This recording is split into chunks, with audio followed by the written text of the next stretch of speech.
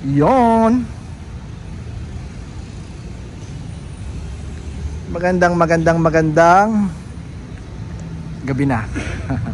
Medyo meron tayong late installation ngayon.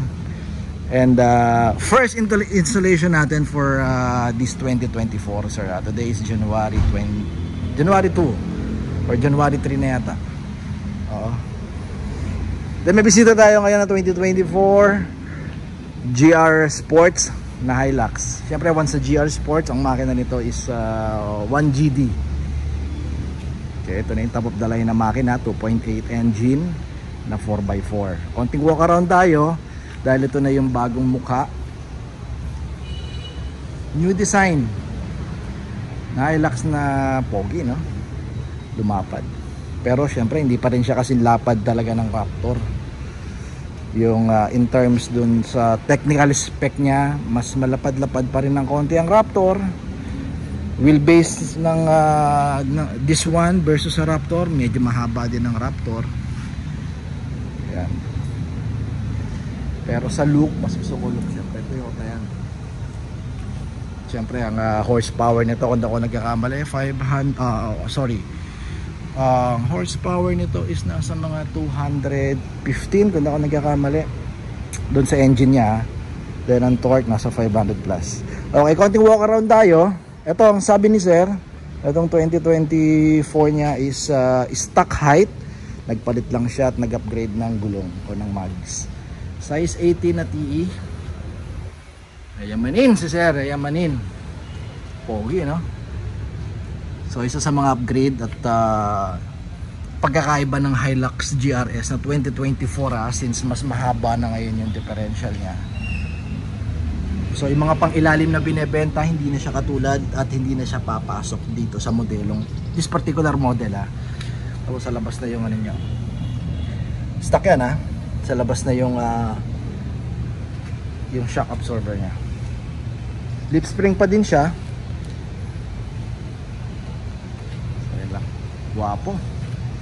Hindi ako nagkakamali, ito ay emotional red, sir, tama? Yes. Emotional red. Ito yung may additional na 20,000. Yes, 20,000. Ogi, no? So, yan, katulad ng binibenta natin. Glossy na rin na door handle. Meron tayo niyan. 12,000 ang bentahan natin ito. Then glossy na rin na cover na side mirror. Meron din tayo nito. Okay, pero hindi yan na ipapakabit ni sir dahil stock na yan. Ang papakabit ni sir is steering wheel. Medyo manipis, di ba? Malayo pa lang, kita ko na. Medyo manipis yung steering wheel ni sir. Stock to stock na GR. Yan, original. Tapos yung loob, side seat belt is pula ang ginamit ni GR. May bago pa Baba pa mileage nito, parang kalalabas lang last month ni sir. So basic, meron ditong not real carbon but carbon design. So yun ang gagawin natin ngayon. Papalit lang tayo ng steering wheel. Gusto ni sir carbon. Well, of course GR din. Ayan, dapat natin sa kanya. So baklas na ako sir. Okay nga les, balik ako. So unahin natin syempre flat screw para matanggal natin itong cover nya dito sa both side. Yeah. Then susungitin natin ito. Ewan ko kung nakikita nyo Yan, ito yung gagalaw yan Yan inangat ko lang Yan, ganyan lang yan. So tatlo yan. Isa, meron pa rito, dalawa, ganun din. Yan. Tapos yung isa sa kabilang side. Yan, kabilang side.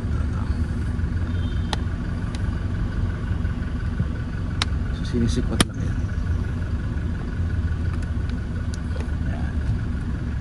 Sikot lang yan. So isa na lang yun dito. Isang lock na lang ang tatanggalin natin dito. Then mahuhugot na to. Okay. So natanggal na natin, or natanggal na natin yung tatlong lock. Yan. So explain ko lang ng mabilis sa inyo. Ito yun. Ito yung hinahawakan ng alambring sinusungkit natin ito. Yan. Sa mga madalas tayo maka-receive nito, lalo na yung mga pinadadala natin sa probinsya ng mga steering wheel, nagdi-DIY sila. So ito, makakatulong to. So ito lang gagamitin nyo doon pag sungkit. Ito kasi yung humahawak sa kanya. 1, 2, 3. Yan, ito yan, oh. So yan, alambre yan. Yan, alambre yan, oh. Yung mahaba na yan. So para ma-release yan, isusungkitin nyo lang para ma-release dito sa lock nya. Then mahuhugot na to. So natanggal na natin. So lipat lang natin yung mga accessory dun sa carbon, ha. So nailipat na natin lahat ng accessory. Pagkadating ng mga ibang items. So for your information, ang sabi ni sir, hindi pa niya bebenta to. Pero soon, standby lang daw muna eh. Pero soon, iko-kontakin tayo ni sir pagka gusto niya ibenta. Sa mga naghahanap at gusto ng stock na GR, ito meron siyang second hand. Actually, hindi mo masasabing second hand to. Brand new condition pa rin, dalang auto, bagong-bago eh. 2024 model eh. Yan. So ito na yung steering wheel niya. So papansin mo, dito pa lang, oh. Masyadong manipis kasi yung stock eh. Diba? Manipis yung grip. Yan, oh. Makapal na to, ha. Kumpara dun sa mga base variant ng Hilux o Fortuner, mas manipis yun. So ito, mas makapal talaga. So kabit mo natin sa auto.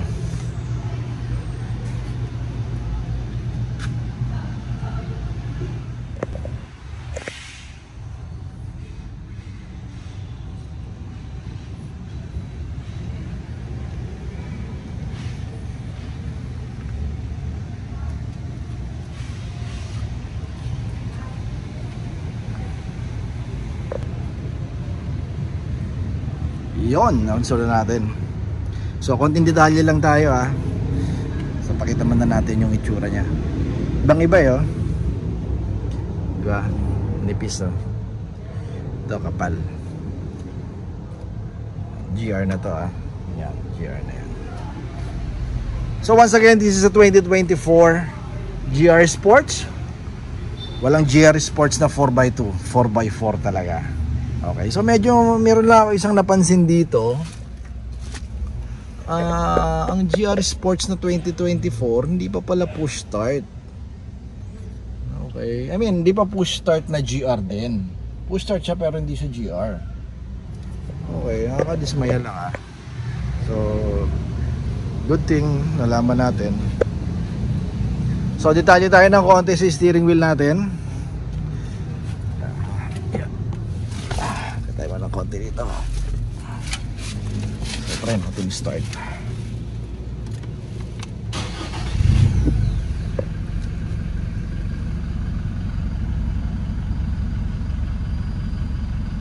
Yan, 2,800 pa lang. Tama ba? No, 2.8 nga ang odo. So sariwang sariwa. So konting detalye lang tayo dito sa steering wheel natin. Kapal, di ba?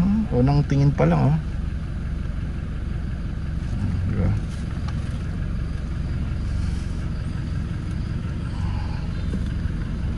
Nice. So dahil sa sobrang kapal, oh, makapal ang grip niya. So mararamdaman mo kaagad na nag-upgrade ka. Yeah, mapapansin mo kaagad na hindi stock ang steering wheel mo. Okay, so syempre nandiyan pa rin yung mga cut natin sa gilid. Ayan. Yung perforated stitches nya o perforated leather, Italian stitches pa rin yung design na ginagamit natin. Then yung logo natin, walang GR dito, ha. Dito lang. Okay. So nasa loob yan, hindi nyo mababakbak yan. Carbon na carbon, no. So yung bilog nya, pakita natin.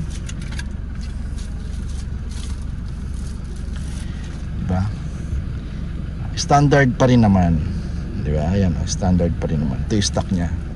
It so happen, yung sinasabi ko lagi kong pinagmamalaki, syempre tayo lang ang meron nun, yung grip ang malaki, mataba, di ba? kumpara dito nga naman sa stock natin. Once again, this is GR na. Ang GR medyo makapal na ang grip niyan, pero pag tinignan mo talagang manipis pa rin. At syempre pag kinumpara mo dito sa steering wheel natin.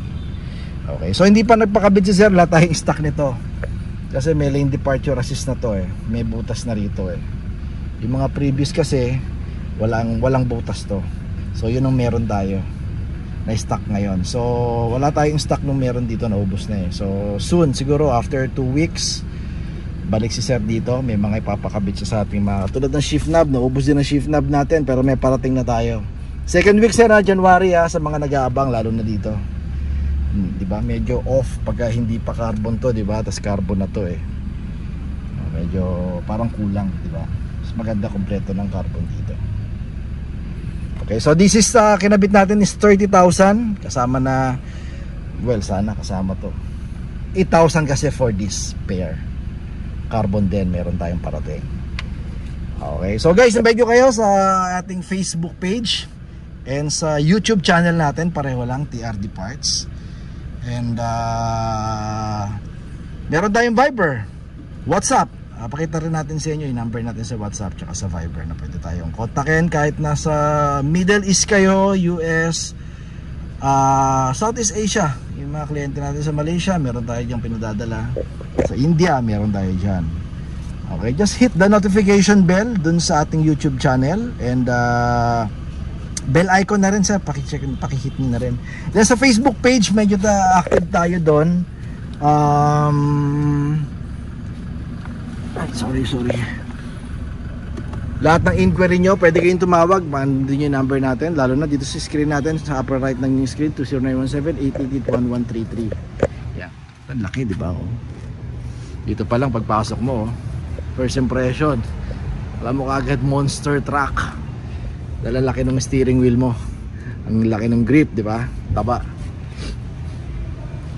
So thank you kay Sir Jay ng Quezon City. So first time natin nakahawak ng ng yung 2024 na Hilux na extended na tong gilid niya. Okay, so keep safe everyone and bye bye. Oy, meron tayong stock pa, may dalawa pa yata tayong steering wheel na carbon na GR.